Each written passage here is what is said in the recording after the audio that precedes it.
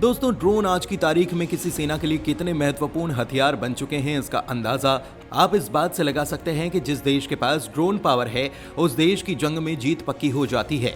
और ये बात हम अपनी तरफ से नहीं कह रहे दोस्तों, ये बात दुनिया मान चुकी है। अमेरिका मान चुका है, चीन मान चुका है और हमारा भारत भी मान चुका है। दोस्तों, सबमरीन को अगर गुप्त शिकारी कहा जाता है तो ड्रोन को भी आकाश का गुप्त हथियार माना जा सकता है।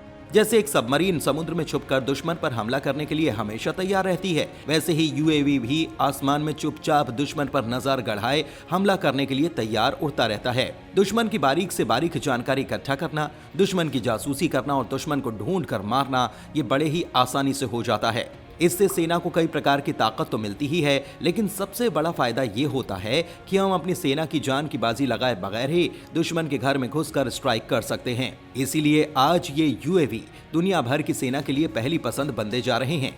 और इसका सबसे बड़ा उदाहरण है अजरबैजान और आर्मेनिया के बीच हुआ 2021 का युद्ध। इस युद्ध में आर्मेनिया उतारता है अपने खतरनाक हथियार, बैटल टैंक्स, आर्टिलरी और एयर डिफेंस सिस्टम, जो कि अजरबैजान की सेना को खूब नुकसान पहुंचाते हैं। लेकिन इस युद्ध में मोड़ तब आ जाता है जब अजरबैजान उतारता है तुर्की का बैरक्टर TB2 ड्रोन और इजराइल मेड कामिकाजे ड्रोन। ये दोनों ही ड्रोन बड़े आराम से 55 किलो और 15 किलो के विस्फोटक लेकर दुश्मन पर ताबड़तोड़ हमला करते हैं और देखते ही देखते युद्ध का रुख बदल जाता है। इस युद्ध में आर्मेनिया को अपनी सैकड़ों किलोमीटर जमीन, 185 tank, 45 armoured fighting vehicle, 44 infantry fighting vehicle, 147 load artillery gun, 19 self propelled artillery, 72 multiple barrel rocket launcher और बड़ा रडार सिस्टम को खोना पड़ता है।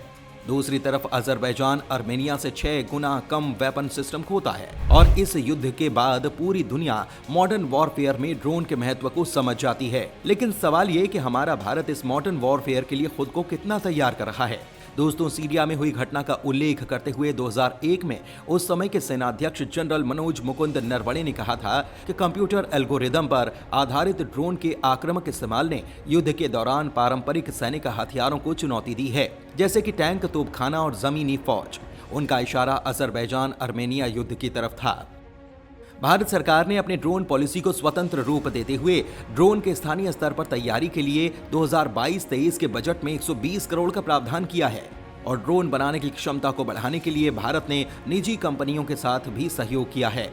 भारतीय वायुसेना के लिए स्वार्म ड्रोन तैयार करने वाली एक कंपनी न्यूज स्पेस के संस्थापक समीर जोशी कहते हैं कि स्वार्म ड्रोन ही युद्ध का भविष्य है और भारत भी अपने सैन्य बेड़े में स्वार्म ड्रोन की तैनाती की तैयारी कर रहा है। वैसे आपको बता दें कि भारतीय बेड़े में स्वार्म ड्रोन तैनात भी कर दिए गए हैं। ये ड्रोन सेना को ऑफेंसिव और डिफेंसिव दोनों तरफ से ऑपरेशन में मजबूती देंगे। स्वार्म ड्रोन के जरिए निगरानी तो रखी जा ही सकती है, साथ ही ये दुश्मन के व्हीकल डिफेंस इक्विपमेंट, दुश्मन के कमांड और कंट्रोल सिस्टम को भी टारगेट कर सकते हैं। ये आत्मघाती ड्रोन युद्ध के मैदान में तबाही लाने के लिए बनाए जाते हैं।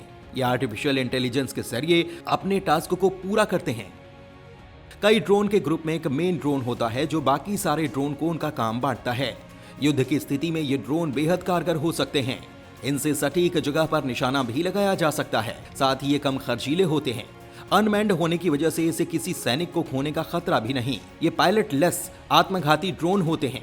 वैसे दोस्तों, आत्मघाती ड्रोन में हमारी सेना सिर्फ इन्हीं ड्रोन पर निर्भर नहीं रहने वाली। HAL बना रहा है कैट्स ड्रोन, जिसका पूरा नाम है कॉम्बैट एयर टीमिंग सिस्टम। इसमें 4 प्रकार के ड्रोन होंगे: cats warrior, cats Hunter, cats alpha और कैट्स इन्फिनिटी। इन पर काम की शुरुआत साल 2018 में ही हो चुकी थी। कैट्स वॉरियर ड्रोन से 2 से 4 का फॉर्मेशन बनाकर ये हमला करते हैं। ये स्टेल्थ ड्रोन है, यानी कि रडार को धोखा देने में माहिर। इसकी रेंज है 150 किलोमीटर। ये निगरानी, जासूसी, हमला और आत्मघाती हमला करने में भी सक्षम है। सुसाइड मिशन पर इसकी रेंज को बढ़ाकर 700 किलोमीटर तक किया जा सकता है। यह ऐसा ड्रोन है जिसमें 2 कैट्स अल्फा ड्रोन भी जा सकते हैं।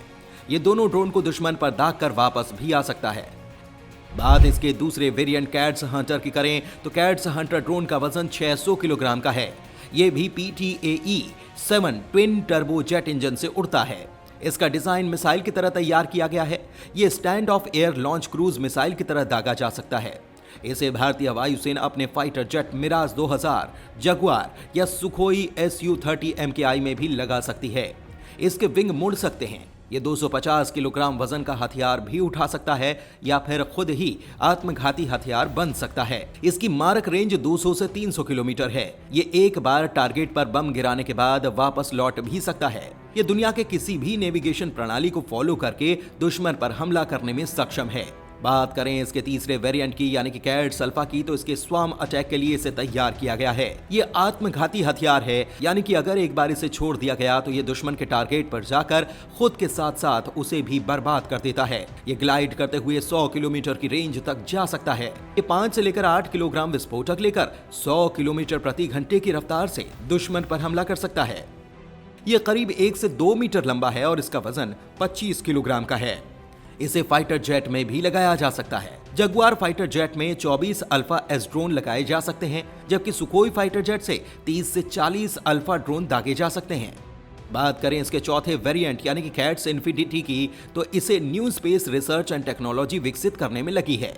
ये हाई एल्टीट्यूड स्टूडियो सैटेलाइट यानी कि हॉक्स के तौर पर इस्तेमाल की जाएगी। ये ऐसा ड्रोन होगा जो 70,000 फीट की ऊंचाई पर 3 महीने तक लगातार उड़ान भरता रहेगा। इसका वजन 500 किलोग्राम का होगा। ये इतनी ऊंचाई से लगातार निगरानी कर सकता है। इसका विंग स्पैन 50 मीटर का होगा। इसकी क्रूज स्पीड 90 से 100 किलोमीटर की होगी।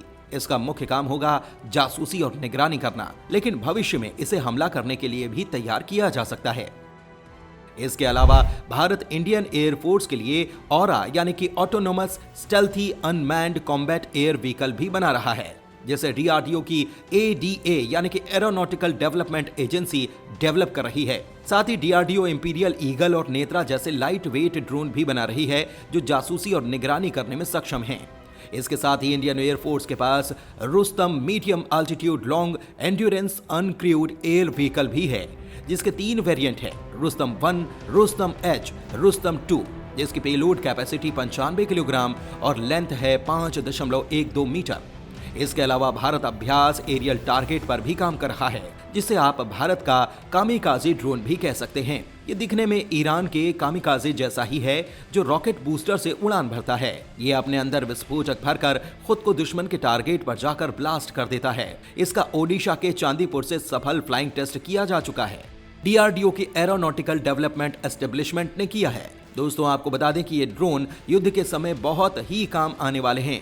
मॉडर्न वॉरफेयर में ऐसे लीथल और आत्मघाती ड्रोन का महत्व बहुत ज्यादा बढ़ चुका है। आपने सुना होगा कि रूस सुपर पावर होने के बाद भी ईरान से कामिकाजे ड्रोन खरीदने पर मजबूर है, क्योंकि ये ड्रोन जितने घातक होते हैं उतने ही सस्ते, और अगर युद्ध में इस्तेमाल होने वाले हथियार सस्ते हों तो युद्ध लंबा भी चलता है, तो देश को ज्यादा फर्क नहीं पड़ेगा। इसीलिए ऐसे हथियार बहुत काम के होते हैं। वैसे दोस्तों, आपका इस बारे में क्या कहना है? आप अपनी राय हमें कमेंट बॉक्स में जरूर बताएं। धन्यवाद।